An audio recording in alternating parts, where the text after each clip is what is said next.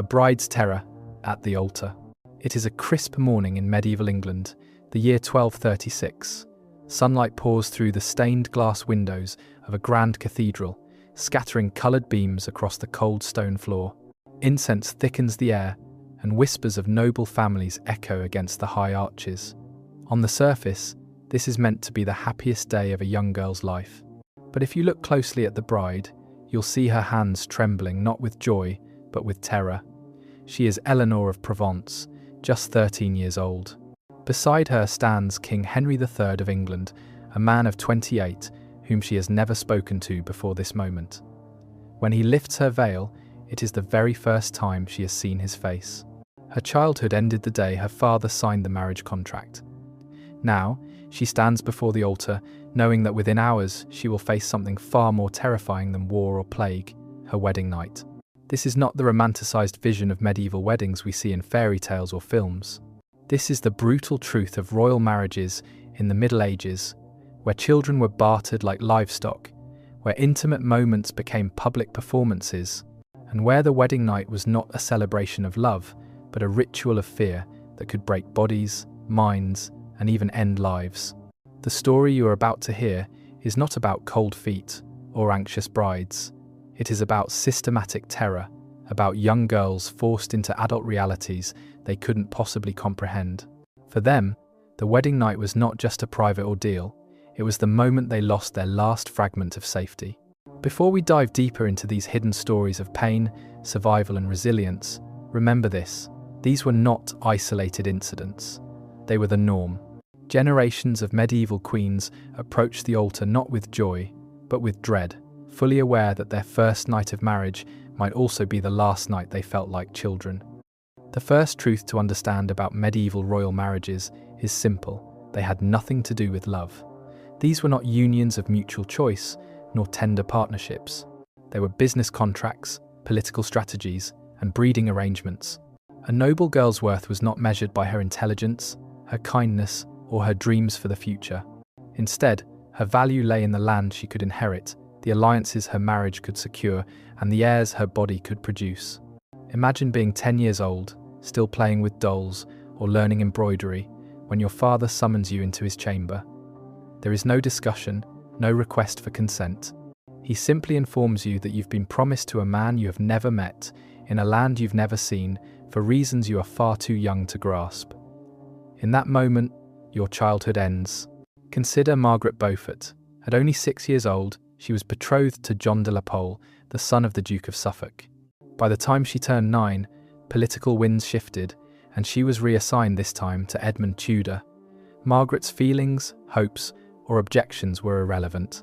She was a pawn on a chessboard, her life dictated by dynastic strategy. This reality weighed heavily on every young girl of noble birth. They grew up knowing their futures were not their own. Each lived with the gnawing anxiety of waiting for the summons, the day when they would be handed to a stranger who would wield absolute power over their bodies and their destinies. The psychological toll of this system cannot be overstated. These girls understood that their lives were essentially collateral in a larger game of politics and war. They weren't daughters. In the ordinary sense, they were assets. And yet, as terrifying as the prospect of marriage was, it was only the beginning of the nightmare. Because once the vows were spoken, the true horror began with a ritual that turned their most private, intimate moment into a public spectacle. The bedding ceremony, humiliation as tradition.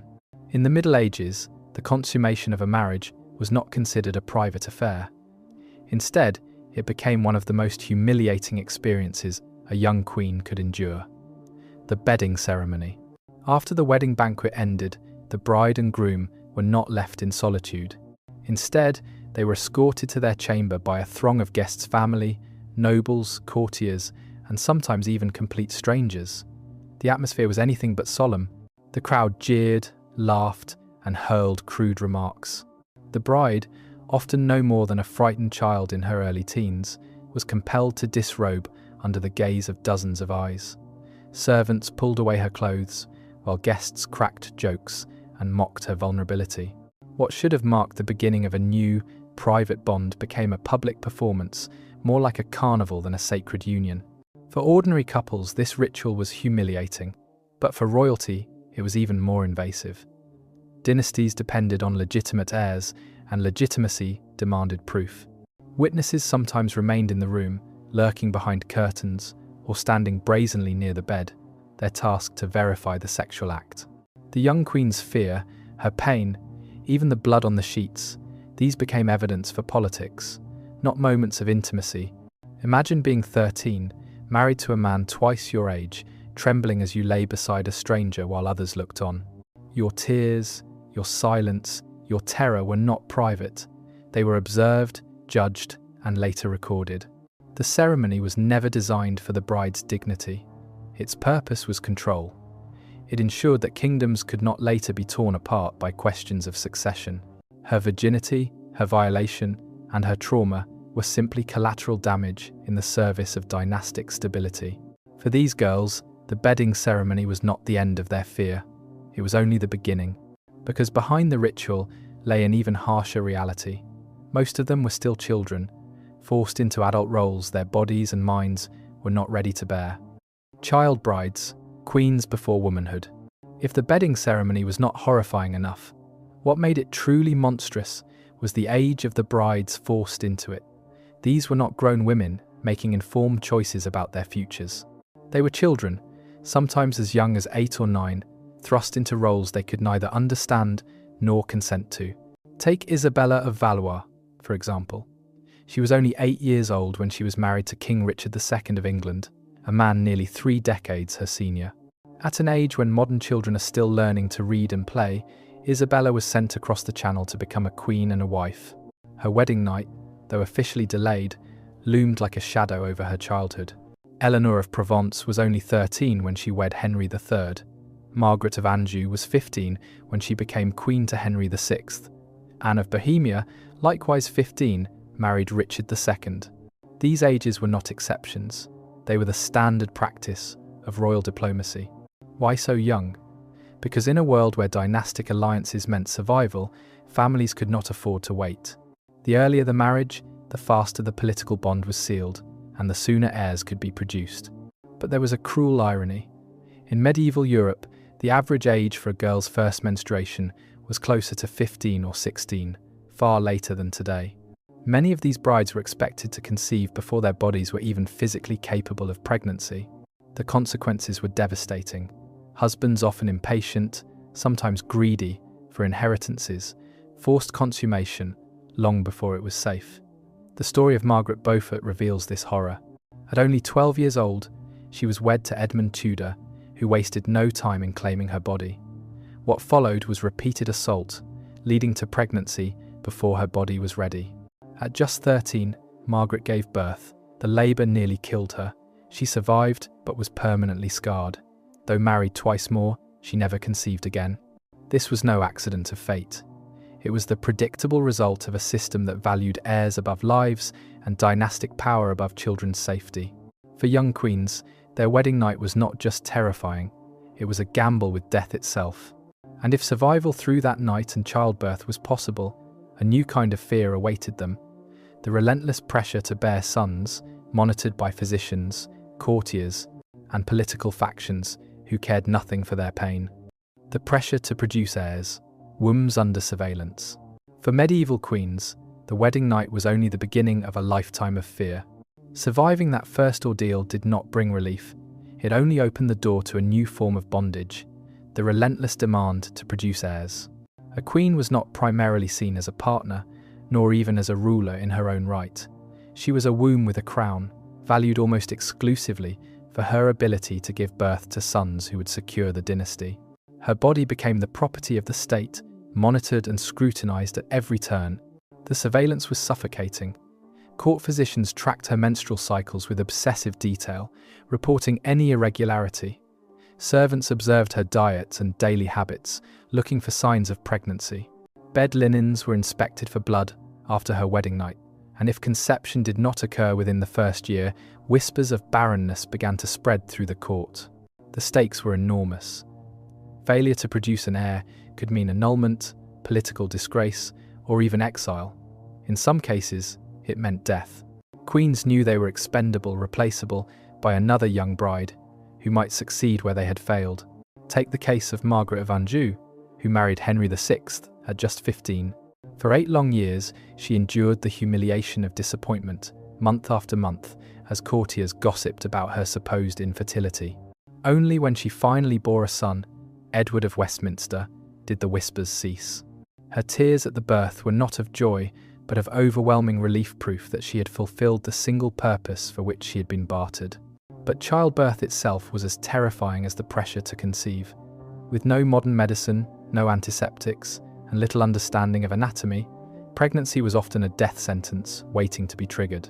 Maternal mortality rates were staggering. Physicians frequently prioritized saving the child over the mother, treating queens as vessels to be used rather than women to be preserved. Eleanor of Provence, who married Henry III at 13, endured agonizing labors that nearly killed her. Her first childbirth lasted 3 days, and she survived only by chance. Yet within months, she was pregnant again because the political necessity of producing multiple heirs outweighed any concern for her recovery. For these women, motherhood was not a blessing, but a constant confrontation with death. Each conception brought new fear, and each birth could be their last. They lived in a state of permanent anxiety, knowing that failure to bear sons, or even survival in childbirth, would decide their fate in a world that valued their wombs more than their lives. And as if the physical dangers were not enough, queens also faced crushing emotional isolation.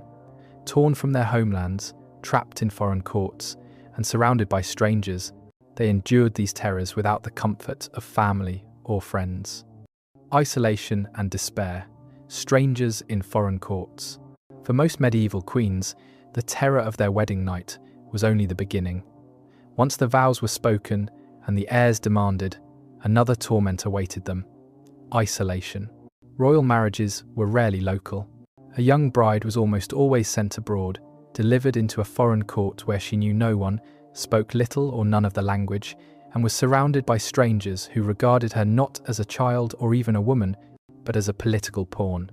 Imagine being 13 years old, traumatized by a forced wedding night, and then realizing you cannot even speak to anyone around you. The servants chatter in a tongue you do not understand. The courtiers observe you with cold eyes, noting your every move, ready to report on your fertility, your behavior, your loyalties. Even the man you are bound to the king remains a stranger in both language and soul. Isabella of Valois, married at 8 to King Richard II of England, was sent from France to England without her childhood companions. She found herself surrounded by English nobles who saw her not as a frightened child, but as a curiosity and a bargaining chip. When she tried to cling to her French customs, she was mocked. When she spoke her native tongue, she was scolded. Her culture, her identity, and her very sense of self were systematically stripped away and reshaped to fit the expectations of a foreign crown. This cultural exile compounded the trauma of marriage. Letters that survive from medieval queens reveal a desperate longing for home. They wrote of homesickness so intense it made them physically ill, of nights filled with nightmares, of an ever-present feeling of being watched, judged, and used. Their correspondence was often filled with veiled pleas for rescue, requests for familiar faces, or coded expressions of despair. Some queens turned inward, developing behaviours we would now recognise as symptoms of severe mental health struggles. They became withdrawn, refusing to speak or eat. Some turned to extreme religiosity, spending hours in prayer, fasting, or making dangerous pilgrimages as a way of escaping the crushing reality of their lives. Others became manipulative or cruel, lashing out in the only ways they could against a system that allowed them no autonomy. And there were those who simply broke. Court records describe queens who sat motionless for hours, staring at nothing, who refused food until they wasted away, who slipped into silence so deep it was mistaken for madness. These were not theatrics. They were the minds of young women shattering under pressure no child should ever have faced. The isolation of queens was not accidental. It was a deliberate feature of the system. Cut off from their families and allies, they had no one to turn to for comfort or protection. Their loneliness ensured their obedience. Their despair guaranteed their compliance. For these child brides, the wedding night was not a single moment of fear. It was the opening act of a life defined by powerlessness, alienation, and despair. Conclusion: why queens truly feared their wedding nights. When we look back at the grand weddings of medieval queens, it is easy to be distracted by the pageantry, the glittering jewels, the lavish feasts, the solemn vows spoken beneath vaulted cathedrals. But for the young girls at the centre of these ceremonies, the truth was far darker. Their fear was not the nervousness of a modern bride, uncertain about the future. Their fear was the rational terror of children who knew they were being sacrificed, bartered away to secure alliances, their bodies destined for exploitation, their lives dictated by politics. The wedding night marked the beginning of this nightmare. For some, it was the trauma of the bedding ceremony, where privacy was stripped away and the most intimate moment of their lives became public property. For others, it was the physical danger of consummation at an age when their bodies were not ready, followed by pregnancies that carried the constant threat of death. And for nearly all, it was the crushing loss of control over their futures, their choices, and even their identities. Consider Eleanor of Provence, trembling at the altar at 13, or Isabella of Valois, married at 8 and shipped off to a foreign land, or Margaret Beaufort, forced into motherhood at 12, her body permanently damaged by a birth she was never ready for. These names remind us that behind every crown was a child enduring unimaginable suffering. And the fear did not end with the first night. It followed them through endless pregnancies, through the suffocating scrutiny of courtiers, through years of isolation in foreign courts. Their wedding nights were not single moments of horror, but the doorway into a lifetime of oppression. That is why medieval queens truly feared their wedding nights. Not because they dreaded one painful experience, but because they understood it marked the beginning of a life in which they would never again belong to themselves. Yet, in their survival, there is also a form of strength. Despite the trauma and despite the despair, many of these queens endured. They governed, they influenced politics, they left behind legacies that shaped kingdoms. Their endurance is a testament to the resilience of the human spirit, even in the darkest chapters of history. So, the next time you see a medieval wedding in a film or story, remember the reality behind the spectacle. Remember the trembling hands at the altar, the tears behind the veil, the girls who faced their wedding nights with the courage of soldiers walking into battle. Their stories deserve to be told not as footnotes of royal history, but as a reminder of the cost paid by those whose lives were stolen in the name of power.